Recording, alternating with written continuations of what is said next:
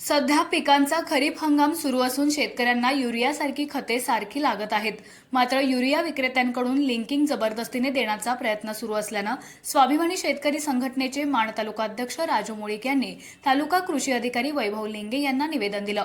दिलेल्या निवेदनात असं म्हटलं आहे की माण तालुक्यातील कृषी सेवा केंद्रांमध्ये युरिया या खताच्या खरेदीसोबत लिंकिंग सुरू आहे.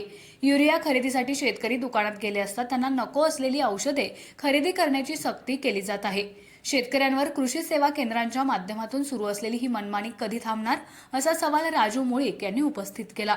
शेतकऱ्यांवर जबरदस्ती करणाऱ्या संबंधित कृषी सेवा केंद्र चालकांवर तालुका कृषी अधिकारी म्हणून तुम्ही काय कारवाई करणार, शेतकऱ्यांवर अन्याय करणाऱ्यांना पाठीशी घालू नये, तसेच मागील काही दिवसात ज्या दुकानांवर कारवाई केली त्याबाबतची सविस्तर माहिती आम्हाला मिळावी अशी मागणीही राजू मुळीक यांनी या निवेदनाच्या माध्यमातून केली आहे.